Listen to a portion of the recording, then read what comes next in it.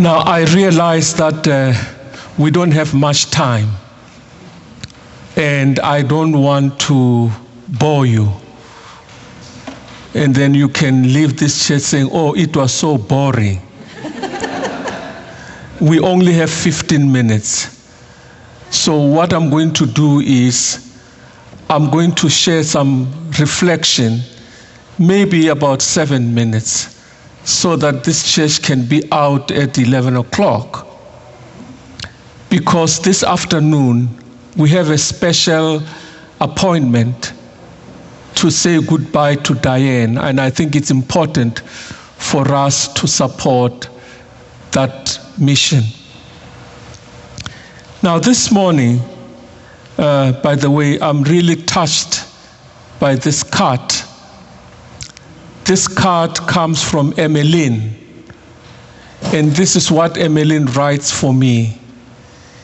He says, I love you, Abiel, from Emmeline. It's really so neat. Now, Emmeline and I have been fighting for that name. Now, she is Emmeline, and my mother is Emily. So when I first came to this church and learned the names, I used to call her Emily. Then I think Emmeline got so tired of me calling her Emily. So one day she was strong enough, she looked me straight in the eye and said, please stop calling me Emmeline. What do you do? She looked me straight in the eye and says, stop calling me Emily. I am not Emily, I am Emmeline. I said, oh my Lord, I hear you. And I continued calling her Emmeline. Now this morning, just for reflection, I'm sure you all know, as North Americans and lenders, she was an advice guru from the United States. She passed on. She used to give advice to people about many subjects. Now, Anne received a month about 10,000 letters of people all over the world asking for advice. And she did that work wonderfully. So one day, they asked her, Anne, what is the common topic that people ask you about? And she answered, most people seem to be afraid of something.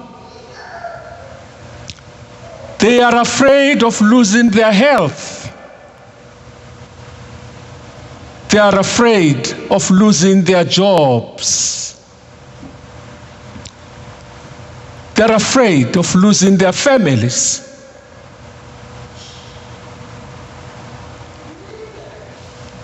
People are afraid of upsetting their neighbor,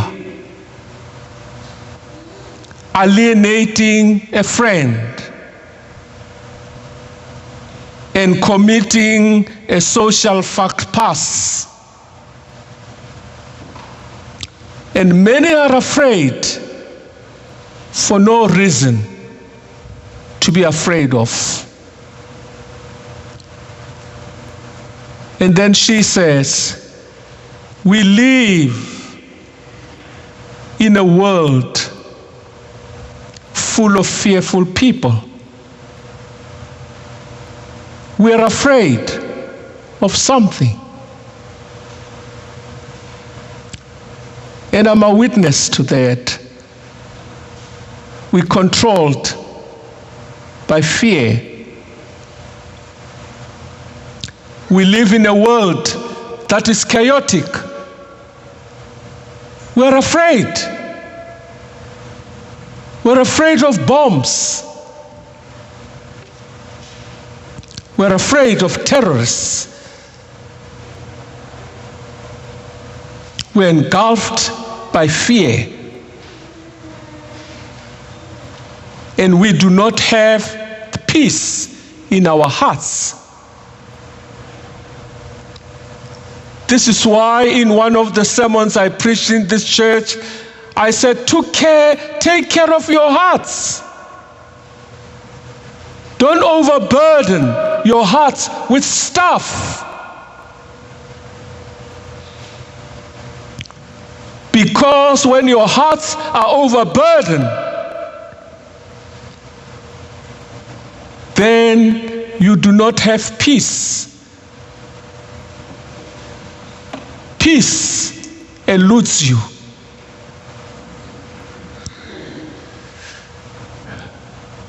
Two weeks ago, Jesus was saying to the disciples, I'm a good shepherd. And Jesus was saying, if you hear my voice and you listen and you follow me,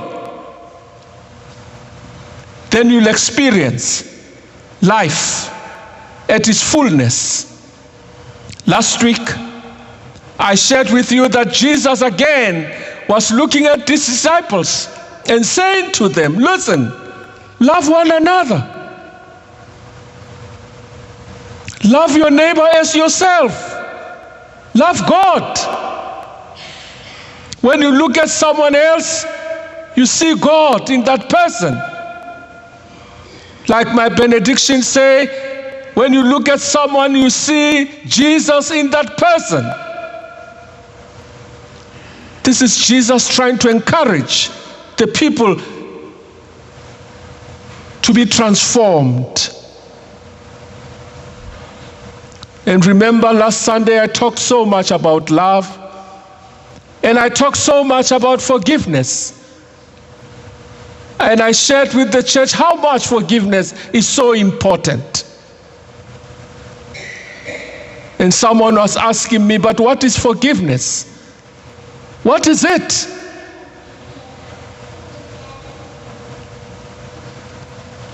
But this morning again, Jesus is looking at his disciples. They are troubled.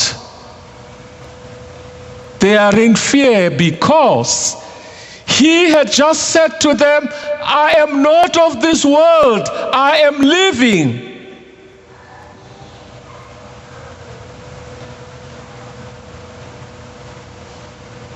It's always the case. Abiel is leaving. Some people are beginning to be worried. What's going to happen?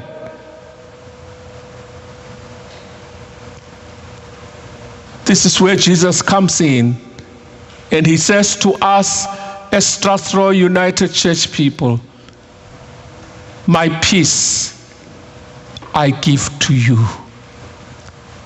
Then he says something really powerful. I give you this peace not as the world gives you. He tells people in Jerusalem. He tells his friends in Jerusalem. He tells his neighbors in Jerusalem. The peace that I will give you is not of this world.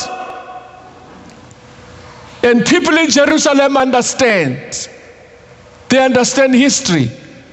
They struggled with the Ammonites. They struggled with the Philippines. They struggled with Assyria. They struggled with Babylon. They had no peace. At one point, if you read 1 Psalm 39, how can we sing a song of peace in a strange land? They had no peace. They know what it means. And when they open their doors, what do they see? Roman soldiers. No peace. And Jesus is saying to them, this is not the peace that I want to give you. I want to give you a different peace.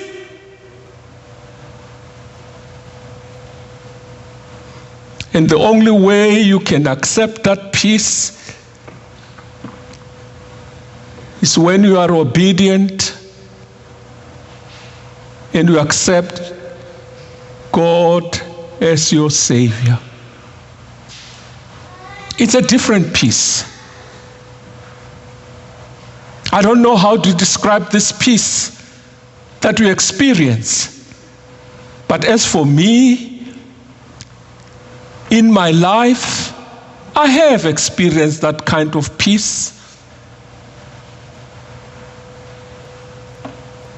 Remember, I'm not as perfect as anybody else. I have lots of flaws. And I think the person who can know my flaws is Caroline. I have a lot of flaws. And I think the people who can know my flaws are my children. One was telling me that you are too bossy. The professor was saying to me, you are too bossy, you are too controlling. Just because I said, you cannot come to Edmonton and stay for so long without visiting us. Dad, don't control my schedule.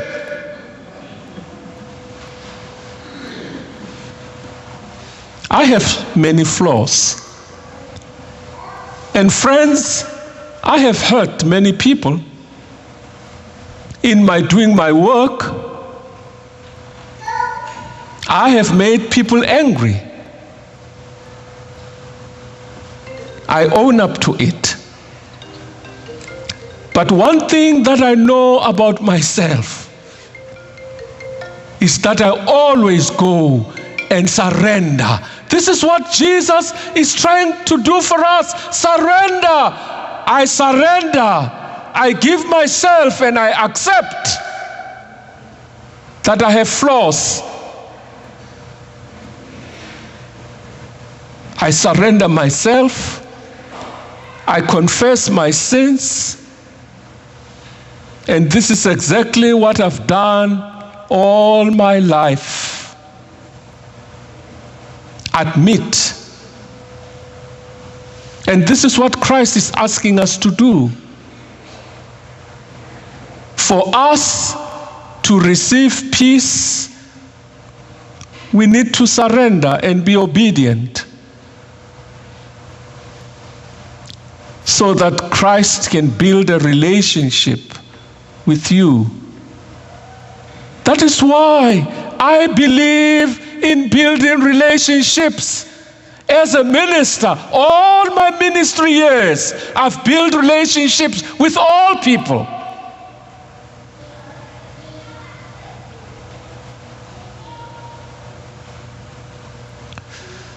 When I was a minister in Strathroy in 1987, we had a lady in my church who was very vicious. She was very rude. She didn't care what she said. Whether in meetings, everywhere, she didn't care. And one day I said to Caroline, I think we need to go and visit her home. Caroline said, are you kidding me? I said, we need to go and visit. Caroline said, don't be kidding. I said, no, we're going. So I took Caroline and we went and we stopped by her gate and property. And you can see that she was fuming because she didn't like what we're doing. I knocked and I said to her, we are here to drink coffee with you. I think she was floored. Coffee with me? I said, yes. Oh, I don't have coffee. I said, oh, we had for coffee. We brought some coffee. You see, you have to be smart. I bought some coffee. I brought it in a little plastic bag and bought milk too and added some scones.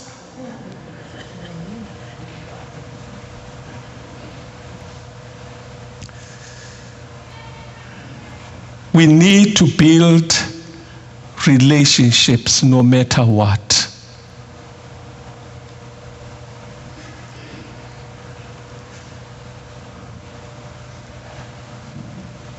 We gave her the coffee, we gave her the scones, we gave her the milk.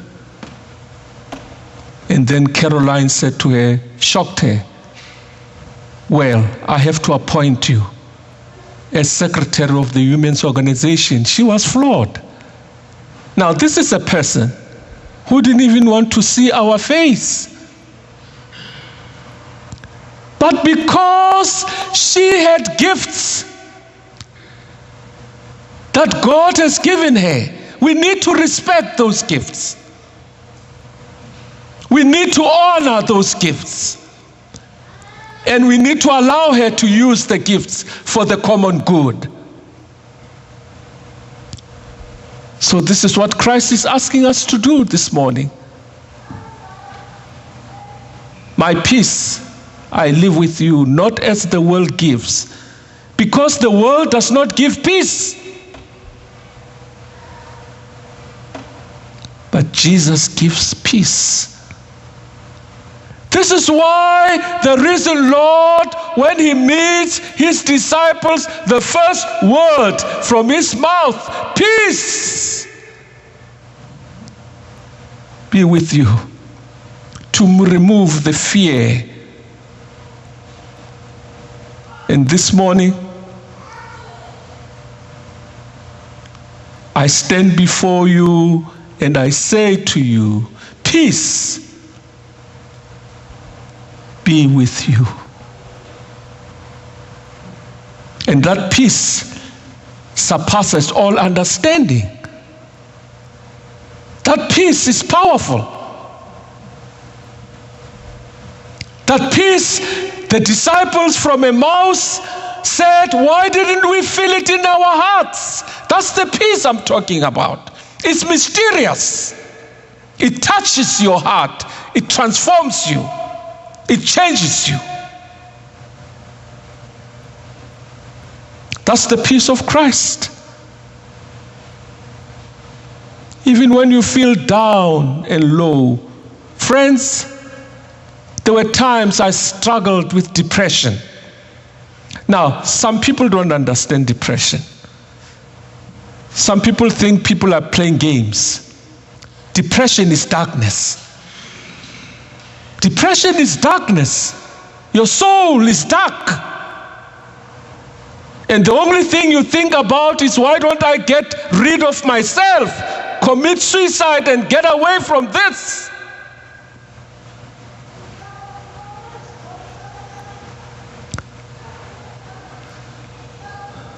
But when the Spirit of Christ comes to you, it brings light. So I want to encourage you this morning just to accept the peace of Christ that Christ is giving to us. Now, I don't have time, but I needed to tell you a story of this little girl who took the train for the first time, and they were traveling, and she was so afraid. They were in this little compartment with some families. And this little girl, as the train was moving, she would yell in a small little voice, "Mommy, are you there?" And Mom would say, "Yes, I'm here." And after some time, the little girl would yell again, "Daddy, are you here?" And Dad would say, "Yes, I'm here." And she continued and continued until some of the people in the coach got frustrated. And one gentleman with a loud voice said, "We are all here. Your mommy's here. Your daddy's here. Your brothers and sisters are here. We're all here." And the little girl in a timid voice said, "Mommy, was it God?"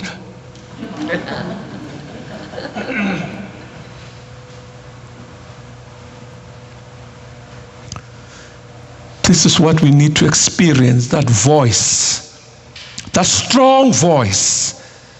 That strong voice that can say to you, listen, all your burdens, all your struggles, all your pain, your anger, your frustration, your fear.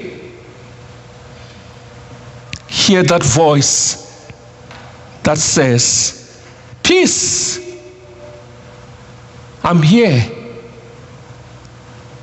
I'm here for you.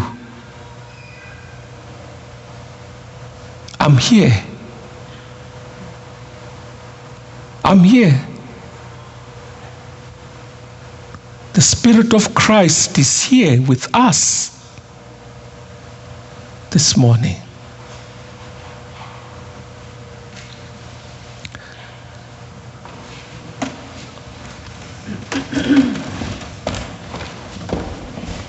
I am here with you.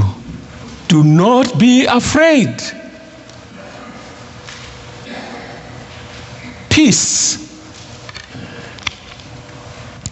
I live with you. My peace I give you. I do not give to you as the world gives. And then Christ says these wonderful words. Do not let your hearts be troubled, and do not be afraid.